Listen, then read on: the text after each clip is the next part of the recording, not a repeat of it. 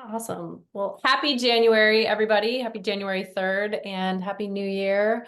So Molly, so beautifully invited Katie and I to kind of launch you guys off this year. And we're going to talk about intermittent fasting, and we're going to keep it really conversational between Katie and I because it's been a conversation, honestly, for the two of us for the past year and with all of our patients, because people come in with these fixed ideas of what intermittent fasting is. Some people actually are doing it correctly. Some people think it's just forgetting to eat, but that counts as fasting. Some people are doing, they're doing a 24-hour fast, but they feel like crap. That means you shouldn't be doing it. So we're going to kind of define what intermittent fasting is, the benefits. It's because it falls in the category of something called hormesis, which is the beneficial stressors that we can put our body through. Hormesis, if you Google it, it's I'm not the capitalist math team, spelling team. So it's hormesis. If you Google it, it's cold water therapy, heat therapy, fasting, exercise, oxygen deprivation. Those are some of the ways that you can stress your body out in a really positive way. Fasting is one of them. Now, fasting is also can be very, very harmful. So what Katie and I are going to do is have a really organic conversation about sort of what fasting is, what the benefits are, what the different kinds are, and then given the sort of the age range that finds us, which is like 40 years old to 65 years old, what is the best way to introduce fasting and or gut rest in your life, and then what to prioritize. And then Molly asked Katie and I to speak into just some of the top tips for 2024 in terms of health and guiding you guys with health. So Katie, I don't know if you want to start with just sort of the definition of what fasting is and what the benefits are. Yeah. So essentially, what fasting tends to be is it's eating in a smaller amount of window, or like a smaller window of time, right? It's eating less frequently. So when we think about fasting, most of us really should be having what's called gut rest, which isn't necessarily fasting. So gut rest would be not eating between dinner and breakfast, right? It's not necessarily that difficult to get to be about 12 hours of gut rest. I won't even necessarily call that fasting, because the mechanisms that turn on, the genes that turn on, the different biochemical pathways that turn on with extended fasting versus gut rest differ. Okay. So gut rest is really just eating dinner. And then, so if you eat dinner at you finish eating around 7 and then you don't eat breakfast till 7 the next morning, that would be considered gut rest. That's a 12-hour window of not eating. And what that's going to do is it's going to give your gut exactly what I said. It's going to rest the gut. And what happens is when we're not focusing, digesting food takes energy. So we eat food from the outside world so that we can break it down and we can put it into, smaller units that we can then build into us, right? We get energy from food, but the actual digestive process takes energy. And so when our body is focusing on digesting our food into smaller units so that we can then absorb it and then go to work to use it, we're actually using energy to do that. So by allowing our digestive tract to rest allows the body to allocate resources and allocate energy to be able to go and do the deeper regenerative restorative healing. So by taking a 12-hour break from eating, you're sleeping for most of that, right? Which is where a lot of our rest and regeneration and repair happens. That's when most of our growth hormone is secreted while we're sleeping. So we can actually go in and do those deeper mechanisms of healing without expending energy on digestion, right? We really shouldn't be digesting while we're sleeping. So I would say, really most everyone can benefit and quote unquote, should be doing about 12 hours of gut rest a day. Now, whether we extend that into a fasting realm, the benefits of fasting are broad. They are all-encompassing. I mean, they're pretty remarkable. The research that is coming around fasting is extraordinary. I will not deny that at all. We are seeing massive help in cancer, anti-aging. We turn on different gene pathways. It's massive reduction in inflammation. We help heal our metabolism. Okay. So 93% of us are metabolically unwell. And what that means is that we actually don't really want a fast metabolism. We want a flexible metabolism. So if you think about a hybrid car, that car can run on electricity and it can run on gasoline. Okay. Our body is kind of the same way. We can run on carbohydrates, which turn into glucose, or we can run on fat. We want to be able to seamlessly and very easily transition from using carbohydrates for fuel and then using fat for fuel. What happens when we become metabolically fixed, which happens with 93% of us, who are eating a standard American diet, who are eating a diet high in processed foods, a diet high in starch, a diet high in sugar. What happens is that our body kind of gets stuck. Rather than being able to seamlessly flip back and forth between using carbohydrates or using fat for fuel, we kind of get stuck in the lane where we're using carbohydrates for fuel, and our body forgets that it can actually switch over into fat storage. When we go prolonged periods of time without eating, what happens is, when we eat carbohydrates, we break them down into fast fuel. Now, our body loves carbohydrates. Like, I'm not knocking carbohydrates. We need carbohydrates. Like, we love them. Our brain primarily runs on them. Every single cell in our body needs glucose to function. In the absence of glucose, so let's go way back to say that we're living, in hunter-gatherer tribes and we don't have an abundance of food around us. There are periods of time where we're going, maybe days without our next food source. So how do we have energy to stay alive in between meals, right? We have this ancient survival mechanism that turns on when we go into a fasted state. It means that we can then switch over to a fat molecule, which is it's the most energy dense molecule in the body. We can use fat to run for a much longer period of time than we can rely on glucose or rely on carbohydrates. So when we switch into fasting, and those mechanisms really start to turn on at the 15-16 hour, between 16 and 18 hour of a fasted window, we start to turn on these mechanisms where we can actually switch over into fat metabolism. We start to turn on these anti-aging genes. We start to, really heal our metabolism. Okay. That's in a perfect world. Okay. If you are metabolically healthy, you should be able to go into a fasted state, not have access to glucose or carbohydrates, and be able to switch over into fat storage. Okay. And that should be able to take you until the next time you eat. Because 93% of us are metabolically unwell, to just say carte blanche, everybody would benefit from intermittent fasting is not really true. Because you could switch, you could abstain from eating for a period of time. But if your metabolism is stuck in glucose mode and it can't switch over into fat storage mode, you're not getting those mechanisms. What is happening is that your blood sugar is tanking. And then your liver is making up for that by producing more glucose because you don't have the ability to flexibly change over into fat metabolism.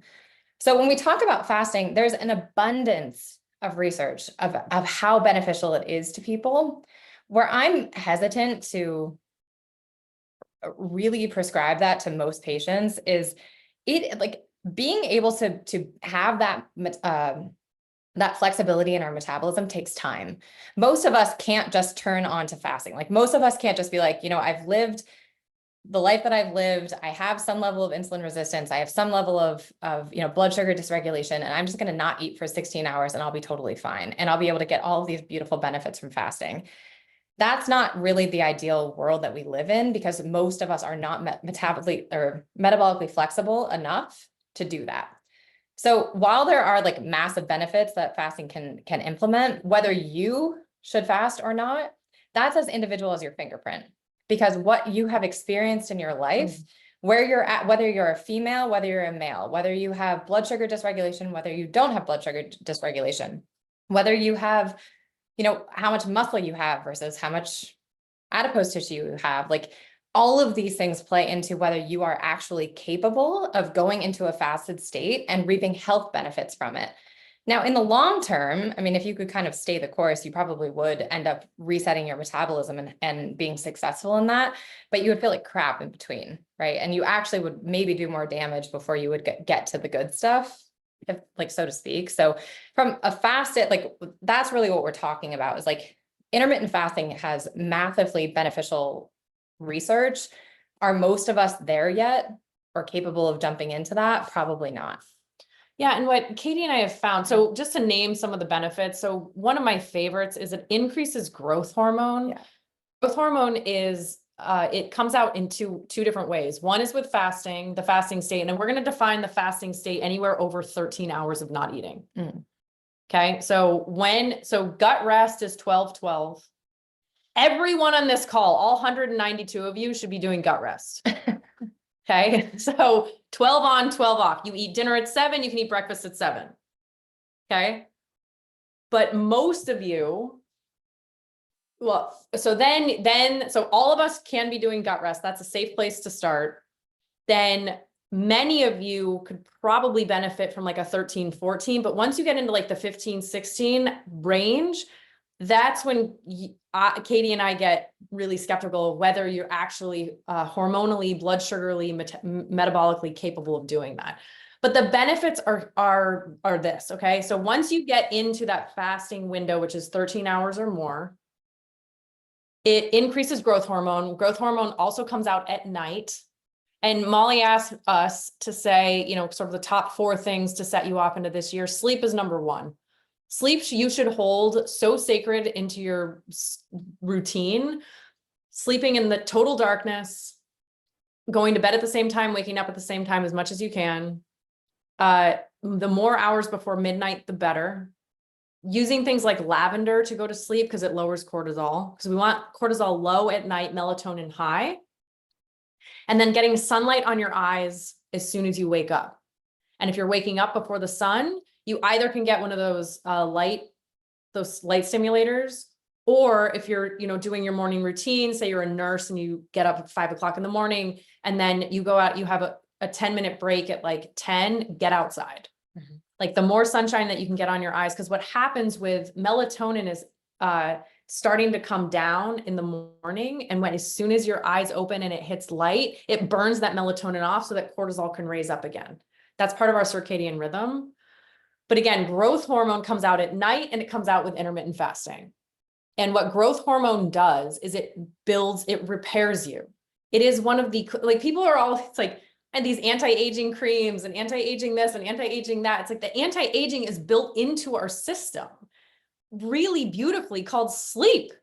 And then fasting, if you're metabolically okay to do that. So growth hormone, it can help with obviously metabolism when you're ready to do that. And Katie and I will talk more about that. Obviously weight loss, it helps with brain function, neurodegenerative disorders. The ketogenic diet also is like, there's forms of fasting because the ketogenic diet will help you switch into that other form of using fat for fuel. That can help with the brain. It also helps with cholesterol, triglycerides, all those inflammatory markers. It can lower all of that. It can turn on, it starts to switch on all those longevity genes. If you guys are, Molly was just saying, listening to Mark Hyman, he is done so much research and interviewed so many people talking about longevity and how to live a long life. Like we're actually designed to live up into the 140, 120. And so Mark has been really studying those people that are living that long, like how to turn on those longevity switches. Fasting is one of them. Okay, so everyone on this call can do 12-12. Then it becomes the question of, as Katie said, it is individual as a fingerprint for you guys. Katie and I did a call this summer on intermittent fasting and how it depends on where you are in your hormonal cycle. And I'm going to let Katie talk about that. It depends on where you are with your stress levels. It depends on where you are in menopause. It depends on where you are, how much muscle you have. It really is so individualistic. But do you want to talk about just like women's cycles? And so if you're menstruating. Yeah. So a menstruating female has a very different sort of metabolic pathway or I guess journey over the course of a month than a male does per se. Okay. So the primary sex hormone that men are running on is testosterone, and testosterone is pretty much steady Eddie for most of their life, right? It's like they can handle cortisol, they can handle stress, their metabolism basically stays the same. Menstruating women are not, right? So we go through this 28 to 30 day cycle where most women kind of think you're either bleeding or you're not bleeding, right? We don't necessarily think about what's happening in the weeks between our period. There is so much happening between the weeks between our period. Like actually kind of the bleeding is really the minuscule part of what actually happens in our menstrual cycle over the course of our, it's called our Euphratean rhythm. So you've heard of a circadian rhythm, which is our sleep-wake cycle. Women also have what's called a Euphratean rhythm, which is that 28-day cycle of what's happening with your hormones over the course of 28 days. So day one, we count as the first day of bleeding. Okay. So we'll count that as the first half of our cycle. So for the first about 14 days, you are menstruating. So you're shedding that uterine lining, and then you're coming into what's called your follicular phase.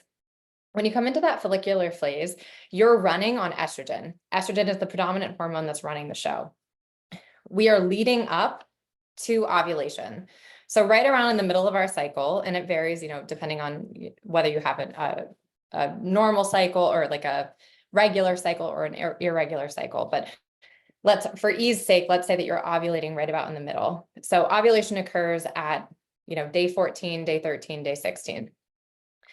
What happens at ovulation is that we release the follicle builds, we release the egg, we have a chance for conception if you'd like to or not. And what happens at ovulation is testosterone peaks. Okay. So testosterone is peaking. And then we move into the second half of our cycle, which is called our luteal phase. And in the luteal phase, we run on progesterone. So we can kind of say we've got estrogen running the show for the first half of the cycle. Then we have this bump in testosterone. Estrogen kind of falls and then peaks again. And then we're running on progesterone really for that second half of the cycle until we bleed again.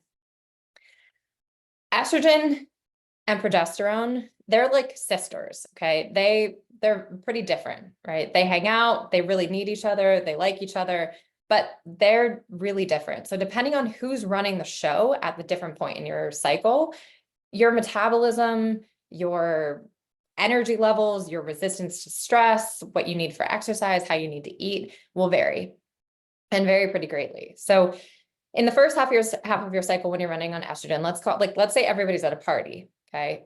So we go to a party, and estrogen, she's like the party queen. She built the party. She planned the party. She invited everybody. She did all the things. She's like got her stuff together. She's a type A. She's a planner. She's got all kinds of energy. She does the things. Everybody comes to the party. Then we've got, around ovulation, we've got testosterone, and testosterone's just like steady Eddie. He's just kind of hanging out in the corner, doing his bro thing, like playing video games, whatever, he's there. Progesterone is at the party, but she really would rather be at home, cuddled up, drinking a cup of tea, reading a book. Like she's there because her sister planned the party. She doesn't really want to be there, but she's there. Then there's cortisol. So cortisol is our stress hormone. Stress hormone, when cortisol comes to the party, estrogen can hang out with cortisol, testosterone can hang out with cortisol. They don't necessarily love it, but they can hang out. Progesterone, she's out. She's like out the building. She's like, I'm going home. I want nothing to do with this. Like she ups and leaves. She's like, absolutely not. I never want to see him again. Like, absolutely no. And there's a reason for that. So progesterone, she's like our calm, cool, collected. She wants to snuggle up. She wants to slow things down. She doesn't necessarily want to like entertain or really be all that extroverted. She just wants to like hibernate, slow things down.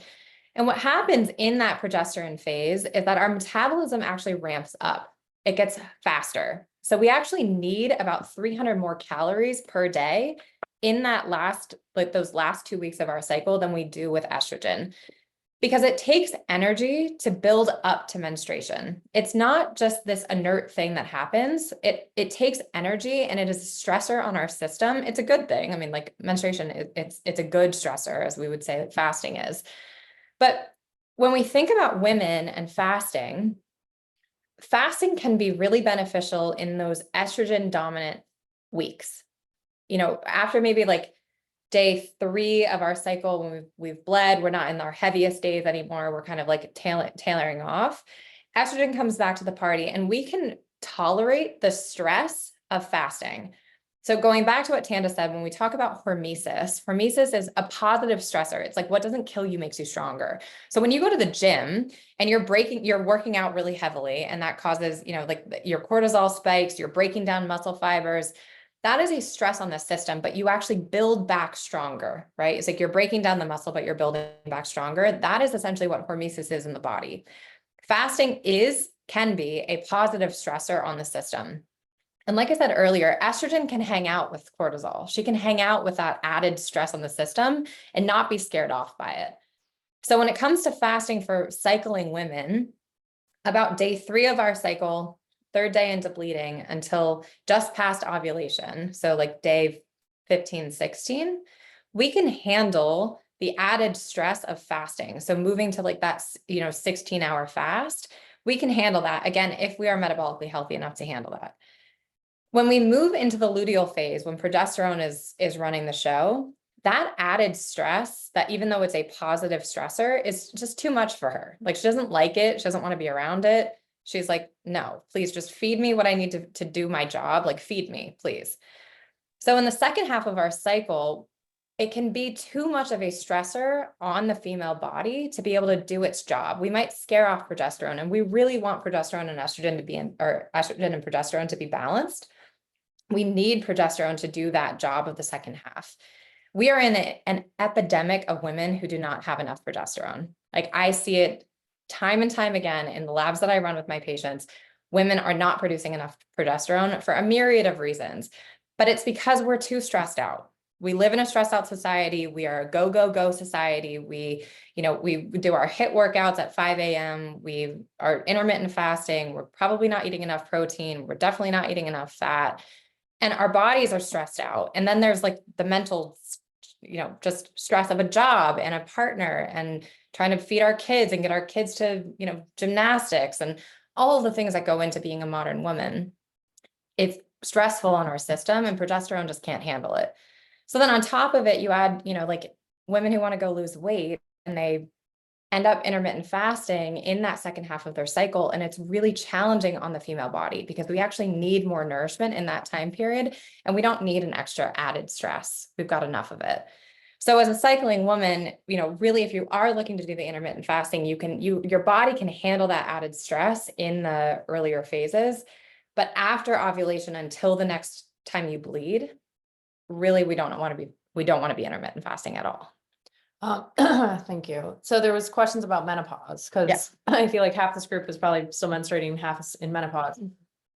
Again, like we said, fasting is as individual as a fingerprint. So this is not a blanket statement in terms of, oh, everyone should fast this way if you're postmenopausal. What we can say as a blanket statement are two things. One is 97% of women over the age of 80 will have osteoporosis. Will have. That's almost 100% of us. If you reach 80, will have osteoporosis, which is thinning of the bone. So that means at least 90% of you guys, all of us included, the 200 people that are on this call now, are having some sort of osteopenia already happening in our body, which is thinning of the bone. So what I would love you guys to focus on, instead of being like, how can I intermittent fast? Not yet. And if you are doing that, and you're doing that under the supervision of a functional medicine doctor, like Molly, you and I have talked a lot about it, and like how you can do it. It's like, that's good on you. If you're a beginner at this, what Katie and I really want people to do is two things. One is focus on protein, prioritize protein. And it's one of the days when Katie and I clone ourselves, we're going to create this whole like quote unquote diet plan that focuses on protein. Molly and I have talked about this a ton, is prioritizing protein. You need to be eating, and I'm going to need on you, you need to be eating as a female is 1.6 kilograms, 1.6 grams of protein per kilogram of body weight. If you are a 130-pound person, you should be eating around 100 grams of protein a day. I guarantee that most of you are not eating enough protein, which is then going to throw your blood sugar off, which is then going to throw your metabolism off, which is then going to throw your hormones off, which is then going to throw your metabolism off, which is then going to throw your hormones off, which is then going to throw your blood sugar off.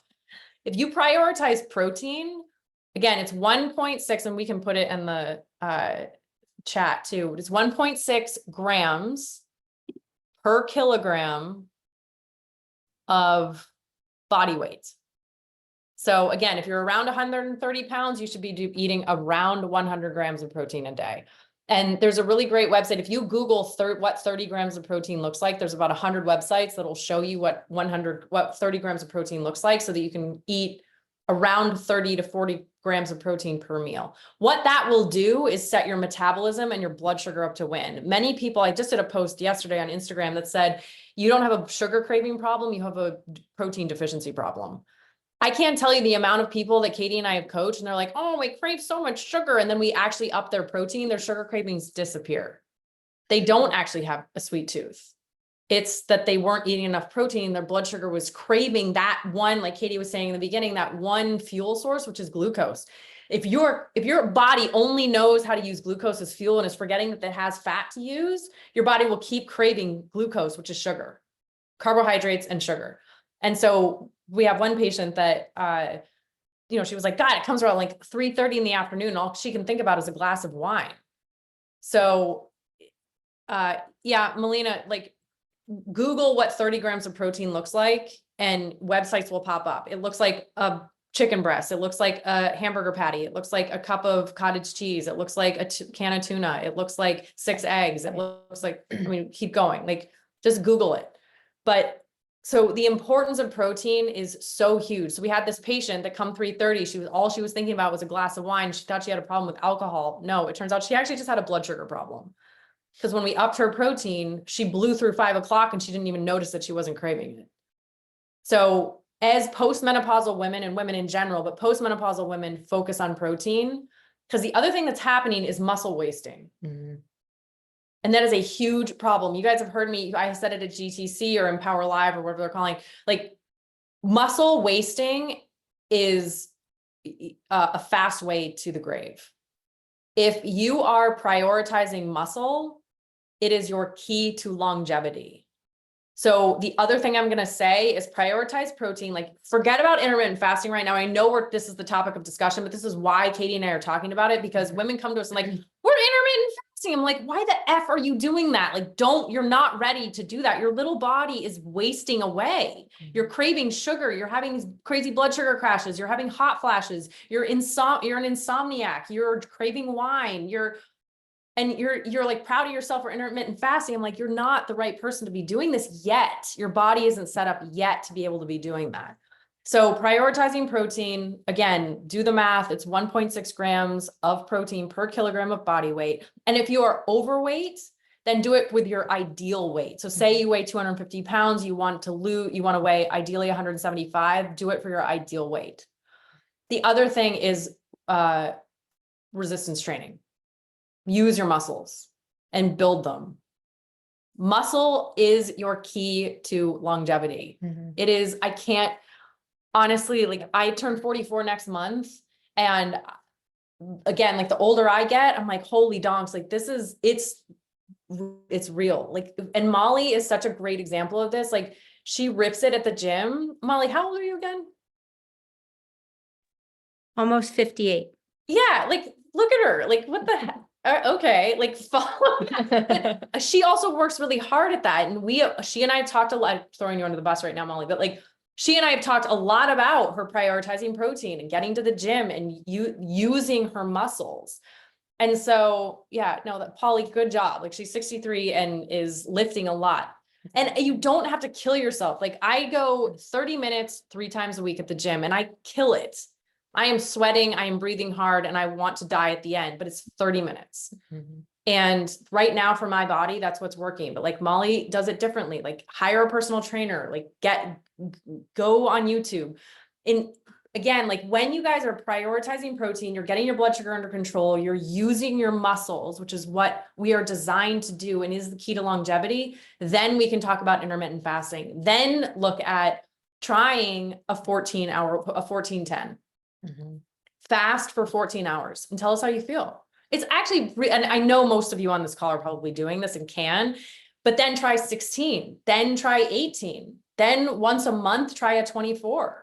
Like, how do you feel? And that's the biggest thing too, is like paying attention to your body and how you're feeling. If you want to die, but you're like, oh no, Dr. Cook said I had to do this for 24 hours, but I'm feeling like I'm going to pass out. I'm craving all the things. I need to take a nap. Like, the other thing about fasting is it's just that. It's actually fasting. It's not just fasting from food. It's fasting from exercise. It's fasting from work. It's fasting from social media. It's fasting from hard conversations. It's fasting from binge watching, whatever, like you are meditating, you are drinking bone broth or not, you are going for gentle walks, you're getting barefoot in the grass, like fast from your life. We were just talking with a patient this morning and she was like, oh no, I fast. And we were like, oh yeah, tell us about that. And she's like, well, no, sometimes I don't eat for like 20 hours. And we're like, no, babe, that's just forgetting to eat. You're still like blasting through your life. She's a nurse, she's going to work and she's like doing the patient things and she's like using her body. That's not fasting, that's forgetting to eat. And that is absolutely messing with your nervous system and your blood sugar. Yep. So making sure like if you're fasting, especially if you're getting to those like 24 hour, some people will do 3-day water fast. Some people will do like a 5-2 where they eat normally for 5 days out of the week and they fast for 2 days out of the week. Those days when you are undernourished like that, it's really honoring the fact that you are, right? Like slowing down, going inward. There's a reason that fasting has been used in, religions the world over for centuries, is because it provides an opportunity to go inward and to do that deeper fasted healing. It's not just fasting and then going and expecting that you're going to be able to do your same, HIIT workout at the gym. That is really stressful on the body. To be undernourished and then overworked at the same time, which a lot of us confuse. We just think, well, if I just don't eat for 24 hours, but I'm working and I'm distracted and I still go to the gym and I still get my workout and I'm not really focusing on how my body feels, that's a really detached, distracted way to go about this, right? It's like you're trying to nourish your body and get the most healing benefits that you can from this fasted state. So be intentional about it. So, and I know we've already been blabbering for like 30 minutes. So who should fast? Everyone on this call can do 12-12. Yeah. Those of you who have been fasting, have experimented with fasting, know your body, like play around with that. Those of you who are beginning, I would focus first on protein. Again, getting that 1.6 grams per kilogram of body weight of protein. Really, all of you, all 194 of you now really need to be lifting, like some sort of resistance training, using your own body weight, like get a trainer. Somebody just posted, I think it was Mackenzie just posted, there's a like bodybuilding.com or something that has really good resistance training specifically for females. I would really focus on that, hire a trainer. So it's protein first, weightlifting, then play around with a window of 13, 14, 15, 16 hours. Who should not fast? People with a history of an eating disorder should not fast. If you're pregnant or breastfeeding. I saw Margaret ask about nursing.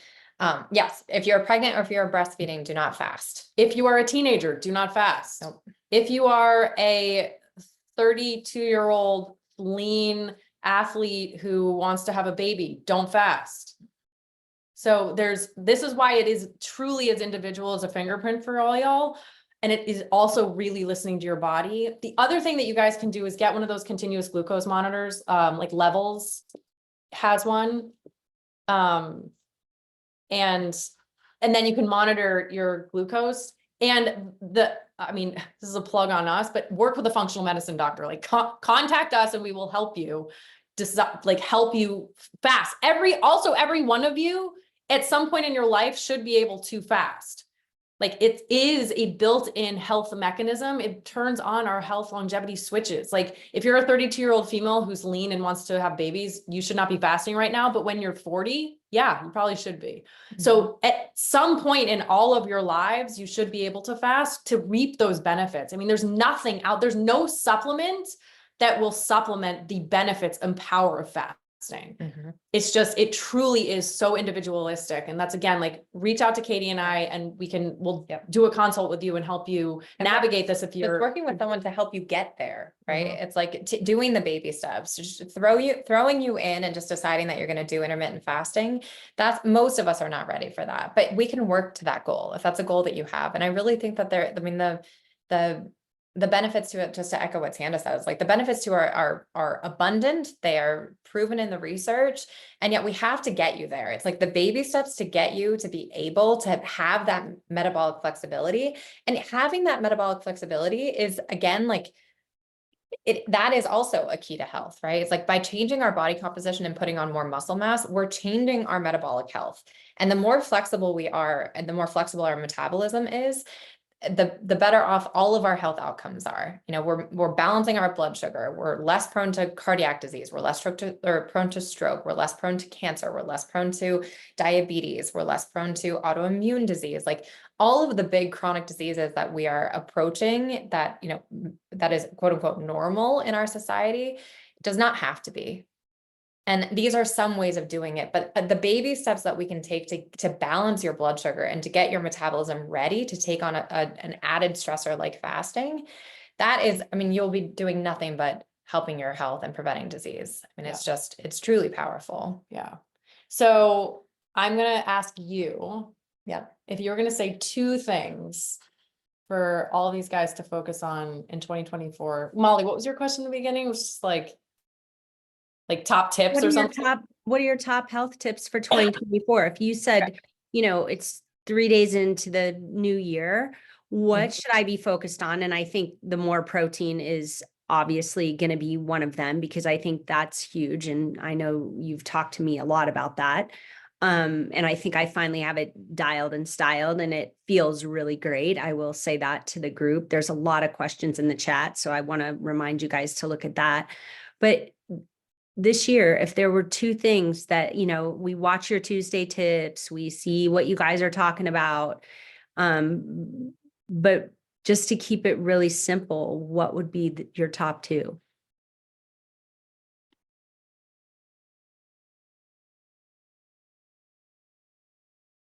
I would say sleep has got to be number one. I mean, holding your sleep so sacred.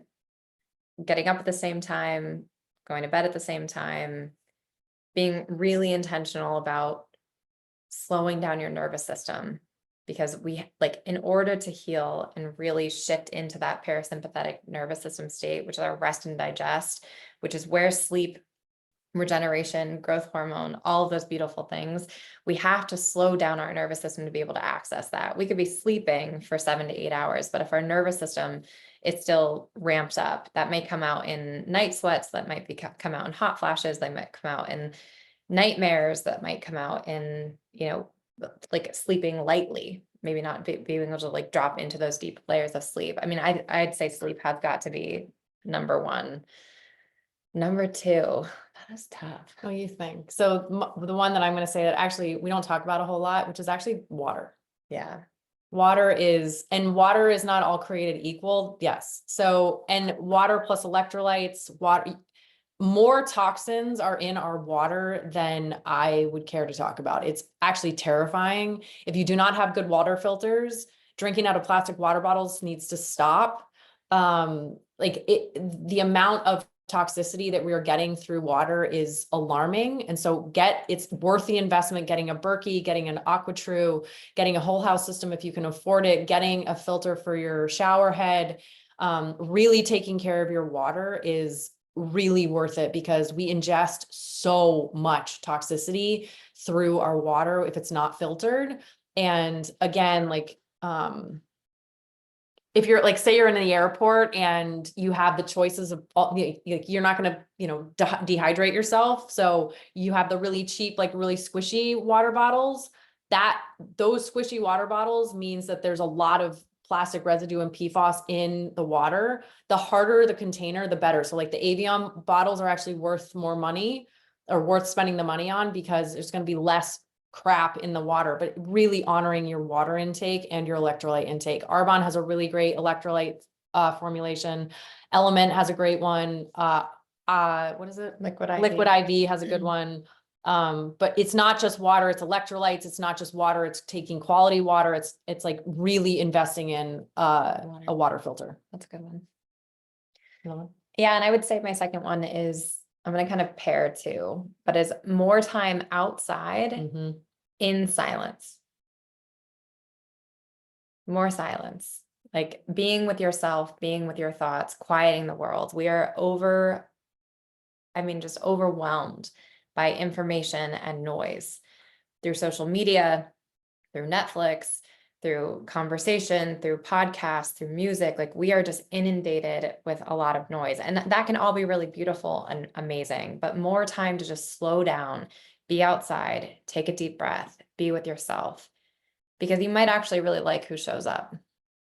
Yeah, it's pretty cool. So that would be mine. And then the last in terms of supplements, I would say my favorite is magnesium, just Mhm. because we are all depleted. There are different forms of magnesium.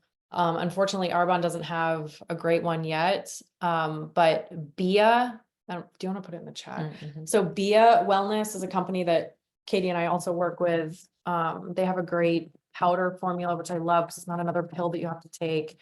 I have a discount code. It's just Dr. Tanda Cook. You guys get, I think, 20% off. So you guys can get magnesium through them. You can get magnesium through whatever else practitioner you want. Magnesium glycinate is one that I love just for overall nervous system support. Magnesium L-threonate is a good one. Magnesium citrate is mostly the ones that you're going to get in the grocery store, like CVS or Costco or something. And that really has an impact on the bowel. It's not the greatest form, I think. If you have a history of constipation, it's a great place to start to help your bowel movements, but it's not the best for overall health. So magnesium citrate, if you have constipation, great. But if not, magnesium glycinate or L-threonate, or get the one from BIA.